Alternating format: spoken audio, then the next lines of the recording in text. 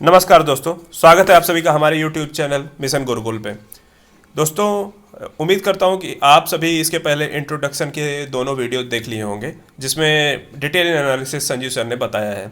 और अगर नहीं देखा है तो उम्मीद करता हूँ कि आप लोग उसको वापस एक बार देख लीजिएगा, उसके बाद इसको देखिएगा तो आपको बेटर समझ में आएगा। दोस्तों, ईओ के पेपर में 15 क्वेश्चन के करीब साइंस एंड टेक्नोलॉजी के और कंप्यूटर के आते हैं। बेसिकली मैंने सारे क्वेश्चन के एनालिसिस के साथ, एक्सप्लेनेशन के साथ और सोर्सेज के साथ यहाँ डाल दिया। साथ साथ ये भी आपको बताया है कि और हमें क्या क्या पढ़ना है। तो इस सेक्शन को छोड़ा नहीं जा सकता, पहली चीज़। दूसरी चीज़ ये है कि साइंस एंड टेक्नोलॉजी काफ़ी वास्ट होता है, माना जाता है ऐसा। नो डाउट फिजिक्स है, केमिस्ट्री है, बायोलॉजी। अगर तीनों करने बैठेंगे तो डेफिनेटली आप नीट क्वालिफाई कर जाएंगे, अगर उस तरीके से करेंगे जिस तरीके से अपने इंटर और हाई स्कूल में किया था। तो बेसिकली हमको उतना करना नहीं है, हमको डॉक्टर तो बनना नहीं है, हमको बनना ईओ है। तो हमें बेसिकली अपना नॉलेज जो है व्यवहारिक स्तर पे, अप्लाइड स्टेज तक ही रखना है। जैसे आपको थर्मोडायनेमिक्स लॉ हो गया, थर्मोडायनेमिक्स में आपको केवल हीट का ट्रांसफ़र एक बॉडी से दूसरे बॉडी तक मैक्सिमम यही जानना है और एक दो प्रॉपर्टीज जानना है, ना कि आपको ये जानना है कि एंट्रोपी किसी की कैलकुलेट करना है या क्या करना है। और दूसरी चीज़, आप क्वेश्चन देखते हैं तो आपको ये भी लगता है कि ये क्वेश्चन बिना कॉन्सेप्ट में गहराई से गए सॉल्व भी नहीं हो पाएगा, लेकिन ऐसा नहीं है। हर एग्ज़ाम का एक अपना पैटर्न होता है और जीएस या सिविल सर्विसेज या किसी भी और स्टेट पीसीएस के एग्ज़ाम के लिए जब भी साइंस एंड टेक्नोलॉजी के कोई क्वेश्चन आता है तो उतना डेप्थ में नहीं जाता है। बेसिकली वो एक कॉन्सेप्चुअल क्वेश्चन ही होता है जो कि आपको बिना न्यूमेरिकल सॉल्व किए, बिना गहराई से गए वो सॉल्व हो जाएगा। लेकिन क्वेश्चन उठता है कि अब उस गहराई से जाने के लिए एटलीस्ट एक बार चैप्टर तो पढ़ना पड़ेगा। उसके लिए क्या प्रदीप फंडामेंटल, एच.सी. वर्मा, एनसीईआरटी, इन सब किताबों को पढ़ना पड़ेगा। दोस्तों, अगर आपके पास सोर्स नहीं है और आपके पास कोई कंसाइज मटेरियल नहीं है, तब तो डेफिनेटली ये बहुत ही बड़ा टास्क है। लेकिन टेंशन लेने की बात नहीं है, हम आपके लिए वो सभी चीज़ें ले आएंगे साइंस एंड टेक्नोलॉजी में जो आपके लिए इस पेपर के लिए खासकर बहुत ही इम्पॉर्टेंट है। जैसे हम क्वेश्चंस का एनालिसिस किए हैं, कंप्यूटर और साइंस एंड टेक्नोलॉजी इसका मिला के जो होता है 15 क्वेश्चन आते हैं। अभी हमने साइंस के डाले हैं, कंप्यूटर का कोई और सर डालेंगे, उसमें आनंद सर डालेंगे, उसमें आप देख लीजिएगा। तो साइंस में एक बार पहले क्वेश्चन का एनालिसिस देखते हैं, उसके बाद आपको खुद आइडिया लग जाएगा कि हमें कितना पढ़ना है, क्या पढ़ना है, और हम पढ़ाएंगे तो आप सेटिस्फाई होंगे कि नहीं। चलिए पहला क्वेश्चन देख लीजिए।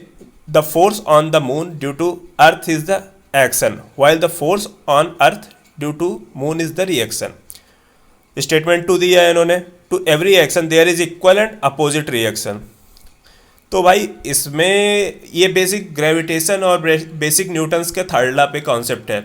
इसको तो यार आप कहीं भी पा सकते हो, तो मैं इसको आपको किसी पर्टिकुलर बुक पे क्या बताऊं कि कहाँ से मिल जाएगा, कहाँ से नहीं मिल जाएगा। इसमें दोनों के बेस पे ये सही बात है कि वो एक्शन होता है तो वो रिएक्शन होता है, ये स्टेटमेंट उसका सही एक्सप्लेनेशन है। तो ग्रेविटेशन मैं जब बताऊंगा उसमें ये डिटेल में बताऊंगा, और ग्रेविटेशन हमें पढ़ाना भी है। इसी तरीके से statement 1, it is common observance that if we place a glass of ice water on a table at room temperature the ice water will get warmer. सही बात है। Heat is energy that flow between a system and its environment because of temperature difference between them.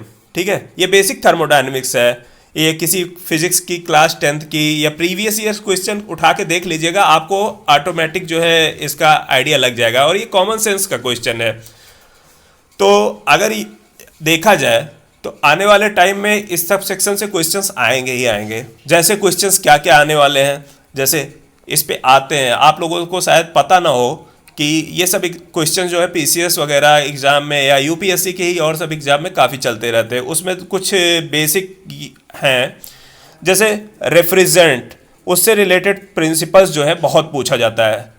Refrigerant मतलब अगर cooling किया जाता है, gate खोल दो तो टेम्परेचर क्या होगा, गेट बंद कर दो तो क्या रहेगा, ऐसे टाइप का ये बहुत ही कॉमन क्वेश्चन है। मैं आपको बेसिक प्रिंसिपल के साथ प्रीवियस ईयर के सारे क्वेश्चन इस पे लगवाऊंगा।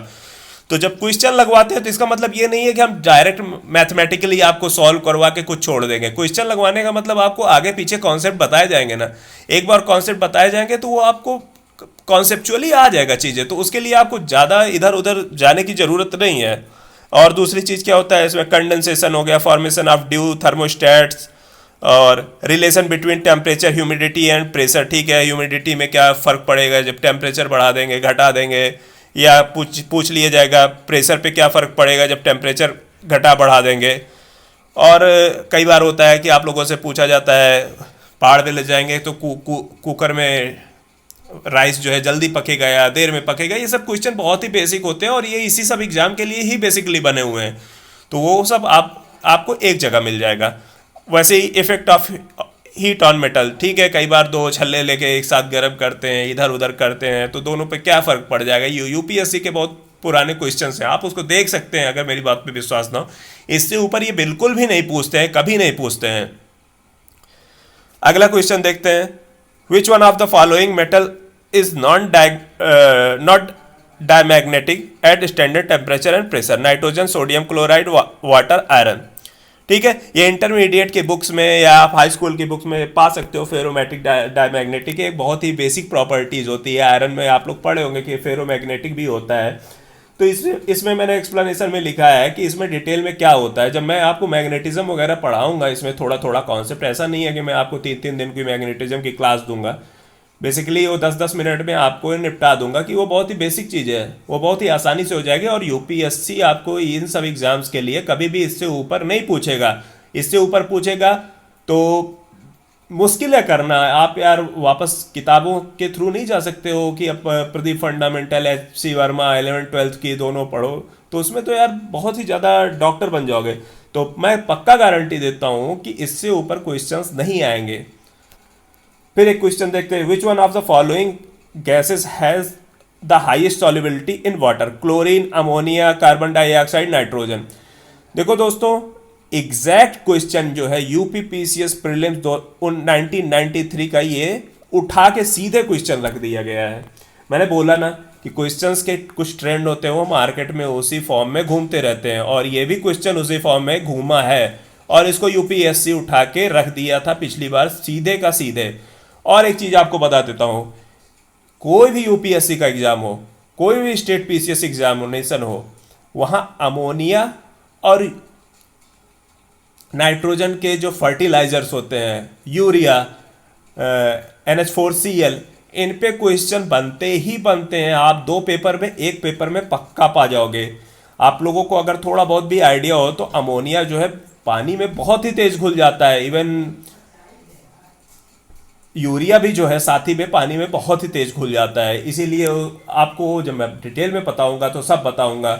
ये बेसिकली आ जाता है, आप देखिएगा इस टाइप के और क्वेश्चन कैसे आते हैं। Compilation of all previous year question, ये मैं करवाऊंगा ही करवाऊंगा। नोबल गैस और उसकी प्रॉपर्टीज, इसमें जैसे क्लोरीन हो गया, ब्रोमीन हो गया, इन सब की प्रॉपर्टीज, इनके भी अलग अलग प्रॉपर्टीज होते हैं। जैसे ब्रोमीन होता है तो इसमें ये होता है, जब किसी को पेन होता है तो उसमें ब्रोमीन यूज किया जाता है, और कहाँ कहाँ यूज किया जा सकता है ये सब भी है। और laughing gas, gas use in anaesthesia, different gases in ripening of fruits, इन सब की प्रॉपर्टीज में जब बताऊंगा तो ये सब क्वेश्चंस बहुत ही कॉमन लगेंगे आपको। उसके बाद एक क्वेश्चन आता है, bleaching powder contains, bleaching powder देखिए बहुत ही नॉर्मल है, बट पढ़ा तो होना चाहिए। मे भी कोई आर्ट साइड का हो, कोई कॉमर्स का हो, तो मैं उससे उम्मीद नहीं करूंगा कि हमेशा हर चीज़ आती ही हो, या एक बहुत बड़ा हैक्टिक उसको काम लगे कि मुझे यार फिर से 10th की क्लास की साइंस पढ़नी है। तो नहीं, कोई दिक्कत नहीं है, आप ब्लीचिंग पाउडर वगैरह सब मेरे पे छोड़ दीजिए, मैं वापस आपको पढ़ाऊंगा तो उसमें क्लोरीन वगैरह सब पता लग जाएगा आपको। और इसी तरीके से बहुत से बेसिक क्वेश्चन होते हैं, जैसे एक्वारेजिया हो गया, बेकिंग सोडा हो गया, कास्टिक सोडा हो गया, क्वेश्चंस रिलेटेड टू पीएच हो गया कि ब्लड में क्या पीएच होता है, यूरिन का क्या पीएच होता है, जब रेन वाटर आता है तो उसका क्या पीएच होता है। तो ये सब बेसिक क्वेश्चंस जो हैं इस टाइप के क्वेश्चन आते हैं, तो ये सब आपको डिटेल में पढ़ाए जाएंगे। फिर एक क्वेश्चन आता है, what is the Kajal agent of chikungunya. ठीक है, वेक्टर नॉन वेक्टर डिजीजेज आप जानते होंगे, वायरस से क्या होता है, बैक्टीरिया से क्या होता है, निमेटोड से क्या होता है, प्रोटोजोआ से क्या होता है, फंगस से क्या होता है, ये डिजीजेस पढ़ाए जाएंगे। और ये बहुत ही कॉमन है, कुछ इसमें कंफ्यूजन होता है कि क्या यार ये टेटनस बैक्टीरिया से होता है, वायरस से होता है, चिकनगुनिया किससे होता है, एलिफेंटाइसिस किससे होता है, निमेटोड क्या होता है, निमेटोड में किस चीज़ क्या होता है, एग्जैक्टली क्या है, ये सब चीज़ें हम आपको जरूर बताएंगे। साथ ही साथ आपको ये भी बताएंगे कि जो डिजीजेज होते हैं जो आदमियों के होते हैं वो तो ठीक है बताया जाएगा, साथ ही साथ प्लांट्स को भी कुछ डिजीजेज होते हैं, जैसे खैरा, ओकठा, बुकनी, ये सब किसके किसके डिजीज हैं। ये आने को तो यार आ ही सकता है ना, कुछ भी आ सकता है। इस बार इंसानों का पूछ लिया, अगली बार किसी और का पूछ लेगा। और करेंट्स में भी काफ़ी डिजीज चल रहे हैं, कोरोना वायरस के अलावा बहुत से डिजीज अभी मार्केट में हैं, उनके बारे में भी पढ़ना है। तो हम करंट अफेयर के भी जो चल रहा है उसको भी कराएंगे साथ साथ साइंस एंड टेक्नोलॉजी में। फिर आते हैं उसके बाद ये आता है क्रॉनिक और नॉन क्रॉनिक डिजीज में, टीबी वगैरह के अलावा भी जैसे हार्ट से रिलेटेड इशूज हो गए हैं, इन सब चीज़ों के बारे में भी बताएंगे। अब उसके ट्रीटमेंट क्या होते हैं, प्रोटोकॉल क्या होता है, वैक्सीनेशन क्या होता है, साइंटिस्ट, अब ये अपना हो गया टीबी किसने खोजा, टीबी का वायरस, एचआईवी का वायरस किसने खोजा, और हो गया मलेरिया का वायरस किसने खोजा। तो ये सब क्वेश्चंस भी हम आगे चल के आपके साथ डिस्कस करेंगे। फिर क्वेश्चन आता है bioremediation is a technology which is being extensively utilized in controlling. तो ये बहुत ही नॉर्मल क्वेश्चन है, अगर किसी ने एनवायरनमेंट की शंकर IAS टाइप की किताबें पढ़ा होगा, या बायोलॉजी के पीछे के 3-4 चैप्टर जो हैं 12th या 11th, मुझे एग्जैक्ट याद नहीं है, उसमें आप देखोगे एनवायरनमेंटल सेक्शन है, उसमें ये सब काफ़ी अच्छे से दिया हुआ है, तो वहाँ पे जाने की ज़रूरत नहीं है। अगर करा हुआ है तो अच्छी बात है, नहीं जाने की जरूरत है। इससे रिलेटेड मैं बायोलॉजी में जितने भी चीज़ें हैं सब बताऊंगा। Pollution diseases like Minamata, itai itai, blue baby syndrome, इन सब के ट्रीटमेंट्स क्या होते हैं वो सभी आपके साथ डिस्कस किया जाएगा। Which are one of the following characteristic of both animal as well as plants. ठीक है, ये आपका टेक्सोनॉमी में आता है, जब आप उसको अच्छे से पढ़ेंगे। आप याद करिए 2015 में यूपीएससी ने काफ़ी ज़्यादा टेक्सोनॉमी पे क्वेश्चन पूछा था, एनालिड वगैरह पे क्वेश्चन भी पूछ लिया था, तो आप उसको ध्यान में रखते हुए आपको उसको ज़रूर एक बार पढ़ाया जाएगा अच्छे से। हाँ, ये बहुत ही बोरिंग है, इसमें याद भी ज़रूर किया जाता है, लेकिन करना पड़ेगा थोड़ा बहुत, इसको कर लीजिएगा। कराऊंगा मैं भी, अगर कहीं से पुराना देखा हो तो आप देख सकते हैं, पढ़ाऊँगा तो है ही मैं। उसके बाद एक क्वेश्चन और आता है, beautify of some historical monuments is greatly affected by growth of certain living organism, these living organism belong to which one of the following groups. ये शंकर IAS, एनवायरनमेंट या डेली न्यूज़पेपर में आप सुनते होंगे, ये सब क्या होता है, ग्रीन ग्रीन हो जाता है, लाइकेन होता है। लाइकेन होता क्या है, बेसिकली फंगस, एल्गी, ये सब कैसे मिक्स होते हैं एक दूसरे के साथ, ये सब मैं आपको बताऊंगा। इसमें लाइकेन ही है, ये बहुत ही बेसिक क्वेश्चन है, खासकर UPSC civil services prelims examination जो प्रिपरेशन कर रहे हैं, या स्टेट PCS के लिए भी, उनके कहीं से भी अगर एनवायरनमेंट पढ़ा है तो वो बहुत ही बेसिक क्वेश्चन है। और बायोलॉजी में भी ये पार्ट है, तो इसलिए वो बायोलॉजी का पार्ट ही हुआ, तो मैं इसको भी आपको बताऊंगा। उसके बाद आता है, in order to save the stored food grains for insects farmer usually mix with them. ठीक है, ये बहुत ही बेसिक कॉमन सेंस का क्वेश्चन है। 2016 में यूपीएससी में भी नीम कोटेड यूरिया के बारे में आया था। अब आपको नीम कोटेड यूरिया उस टाइम कोई पढ़ाया होगा या पढ़ा होगा, या आप रिपीटेड क्वेश्चन देखे होंगे, तो नीम के बारे में और कुछ जानेंगे। वैसे हम सब लोग नीम के बारे में बेसिकली इतना जानते हैं, तो इतना तो यहाँ लगा सकते थे कॉमन से। और फर्टिलाइजर एंड बायो फर्टिलाइजर इसमें दिया हुआ है कोर्स में, NPK यूजेस आते हैं, और डिफरेंट क्रॉप्स होते हैं और उसके माइक्रो न्यूट्रिएंट्स होते हैं। ये सब हम आपको धीरे धीरे पढ़ाएंगे। जैसे माइक्रो न्यूट्रिएंट्स क्या है, दाल पल्सेस में जो है कोबाल्ट यूज होता है, ये सब चीज़ें आपको ऐसे रैंडम इधर उधर मिलेंगी, लेकिन उसको हम कंसाइज करके आपको पूरा बताएंगे। फर्टिलाइजर और बायो फर्टिलाइजर बहुत ही इंपॉर्टेंट टॉपिक है। मैं फिर से कह रहा हूँ, यूरिया से रिलेटेड एक ना एक क्वेश्चन आपको आगे के 2-3 एग्जामों में मिला के कहीं ना कहीं जरूर मिल जाएगा।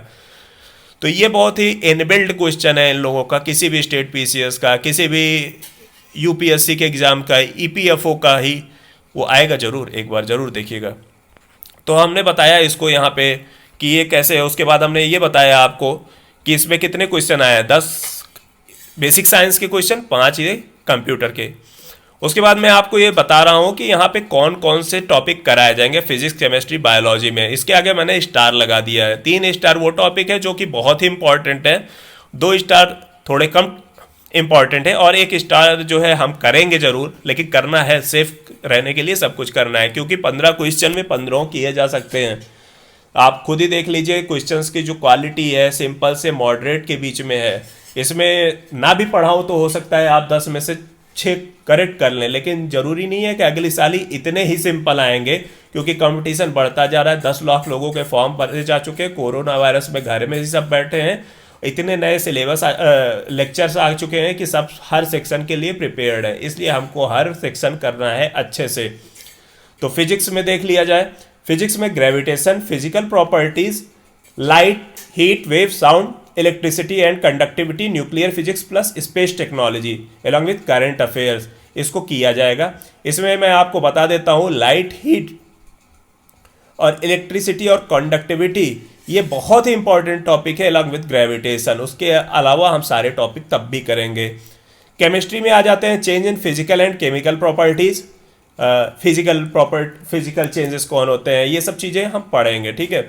उसके बाद metal, alloy and non metals जैसे gases, acid, base, carbon and its forms. आप कभी CAPF का पेपर उठा के देख लीजिएगा, उसमें पूछा है इसमें लुईस एसिड कौन है, लुईस बेस कौन है, तो आपको यहाँ पे इस सब चीज़ों को कराया जाएगा। ये सब आ जाते हैं और बहुत ही ज़्यादा मैटर करते हैं, आप जानते हो एक एक नंबर बहुत ही मैटर करता है। कार्बोनिक केमिस्ट्री, एल्कोहल पॉलीमर्स जो कि नॉर्मल यूज होते हैं, नायलॉन वगैरह, ये सब अपन पढ़ेंगे कि ये पॉलीमर हैं, सिंथेटिक हैं कि नेचुरल हैं, ये सब पढ़ा जाएगा। Food preservation, medicine and nutrients जैसे सोडियम बेंजोएट वगैरह यूज होता है फूड प्रिजर्वेटर के तौर पे। क्वेश्चन आ जाएगा कभी कि इसमें फूड प्रिजर्वेटर कौन है, ठीक है।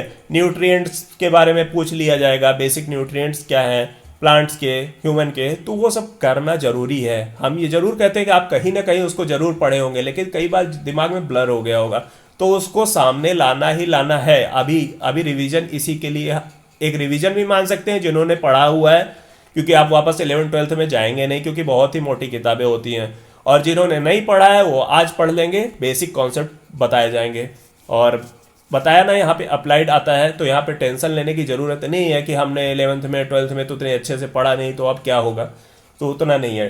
डिटर्जेंट एंड फर्टिलाइजर्स मैंने बहुत ही ज़्यादा यहाँ पे 3 स्टार टिक लगाया है, और बहुत ही ज़्यादा आपको बोलूँगा कि इसको अच्छे से करना है। करंट अफेयर तो पढ़ाऊँगा। बायोलॉजी आ जाता है, बायोलॉजी में बायो फर्टिलाइजर के बारे में आएगा। एनाटॉमी बताया, एनाटॉमी यहाँ पे 1 स्टार जरूर लगाया है, लेकिन ये आ जाता है तो उसको अच्छे से किया जाएगा। फिर digestive system, blood circulation system, hormones and vitamin plus diseases and treatments, ठीक है। हार्मोन्स, विटामिन ये सब यूज़ किया जाएगा कि कौन सा हार्मोन्स जो है कहाँ से निकलता है, कौन किसके लिए इंपॉर्टेंट होता है। विटामिन में भी कौन पानी में घुलता है, कौन नहीं घुलता है, कौन विटामिन भी होता है, दूध में कैसा विटामिन मिलता है, उसका कलर क्यों ऐसा होता है, कौन से विटामिन से क्या डिजीजेज होते हैं, ये सब भी आपको बताया जाएगा। डाइजेस्टिव सिस्टम में कौन सा जो है एंडोक्राइन है, कौन सा एक्सोक्राइन है, कहाँ से कौन सा हार्मोन्स निकला है, उसके क्या काम है, पेट का एंजाइम एसिडिक होता है कि बेसिक होता है स्टमक का, या उसके बाद पैनक्रियाटिक एंजाइम कैसा होता है, तो ये सब आपको डिटेल में बताया जाएगा। और ऐसा नहीं है कि यहाँ पे इतना बड़ा लिख दिया है टॉपिक तो इसको मैं आपको 5 दिन में बताऊंगा, नहीं, ये सभी जो है लेक्चर जो है मैक्सिमम आधे घंटे के खत्म हो जाएंगे पर्टिकुलर टॉपिक के, और आपको पक्का प्रोबेबिलिटी रहेगी 90 से 95% क्वेश्चन एग्जाम में सही कर देंगे। उसके बाद आता है जेनेटिक इंजीनियरिंग एंड बायोटेक्नोलॉजी, ये करंट की भी काफ़ी चीज़ें होती हैं और स्टैटिक भी काफ़ी चीज़ें होती हैं, तो इसको किया जाएगा। फोटोसिंथेसिस भी एक चीज़ आता है, थोड़ा सा है, उसको हम जान लेंगे, क्या पता क्वेश्चन आ जाए कल को कुछ।